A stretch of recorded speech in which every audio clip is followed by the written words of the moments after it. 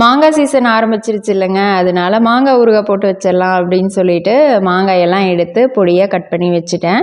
ரொம்ப சின்னதாக கட் பண்ண வேண்டியதில்லை, நம்மளுக்கு எந்த அளவு வேணுமோ அந்தளவு கட் பண்ணி வச்சுக்கலாம். மண் சட்டியில் வந்துட்டு மாங்காயை போட்டு கல்லுப்பும் போட்டு மாறி மாறி மாங்காய் வந்து ஒரு 2-3 கை போட்டோம் அப்படின்னா கல்லுப்பு வந்து கொஞ்சம் அந்த மாதிரி வந்து போட்டுட்டு ஒரு துணியை வச்சு நல்லா கட்டி எடுத்து வெயிலில் 2 நாள் நம்ம வச்சிட்டோம் அப்படின்னா அது அப்படியே வந்து நல்லா ஊறி ரெடி ஆயிரும். அதுக்கப்புறம் 2 நாள் கழித்து நம்ம ஊறுகாய் வந்து தாளித்து வச்சுக்கலாம். இது வந்து ரொம்ப நாளைக்கு அப்படியே இருக்கும்னு வைங்களேன், வெயிலில் வச்சு நம்ம செஞ்சு வைக்கும்போது. இது வந்து போட்டு இப்போ போடும்போது தெரியாதுங்க, இது வந்து உப்பில் ஊறினதுக்கப்புறம் நம்ம அந்த குலுக்கி விடணும். ஒரு நாளைக்கு வந்து ஒரு 2 டைம் அந்த மாதிரி நம்ம குலுக்கி விட்டோம் அப்படின்னா அந்த உப்புலேயே வந்து நல்லா கலந்து அது ஊறி இருக்கும்.